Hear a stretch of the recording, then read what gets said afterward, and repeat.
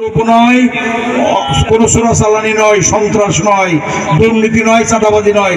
সেখান থেকে যুব সম্প্রদায়কে তুলে এনে খেলার মাঠে সংস্কৃতি মনা করে তাদেরকে এখানে গভীরভাবে সম্পৃক্ত করে দেশ ও জাতি গঠনে আমরা একদল ফুটবল প্রতিযোগী তৈরি করছি।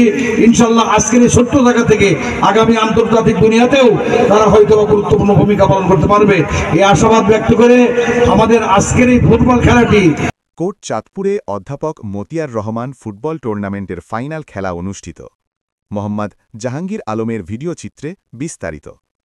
ক্রিয়াই শক্তি, ক্রিয়াই বল, মাদক ছেড়ে খেলতে চল, এই প্রতিপাদ্যকে সামনে রেখে ঝিনাইদহের কোটচাঁদপুরে বাংলাদেশ জামায়াতে ইসলামী উপজেলা যুব বিভাগের উদ্যোগে আয়োজিত অধ্যাপক মতিয়ার রহমান ফুটবল টুর্নামেন্টের ফাইনাল খেলা অনুষ্ঠিত হয়েছে। রবিবার ২৮ সেপ্টেম্বর বিকেল ৪টায় কোটচাঁদপুর সরকারি পাইলট মাধ্যমিক বিদ্যালয় মাঠে এই খেলা অনুষ্ঠিত হয়। খেলায় মুখোমুখি হয় বলুহর ইউনিয়ন ফুটবল একাদশ বনাম দোড়া ইউনিয়ন ফুটবল একাদশ। হাফেজ আকিমুল ইসলামের পবিত্র কোরআন তেলাওয়াতের মাধ্যমে খেলার সূচনা হয়।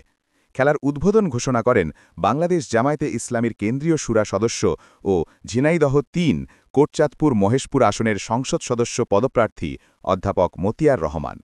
এছাড়া উপস্থিত ছিলেন উপজেলা আমির ও সাবেক চেয়ারম্যান মাওলানা তাজুল ইসলাম এবং উপজেলা শাখার সেক্রেটারি শাহাবুদ্দিন খান।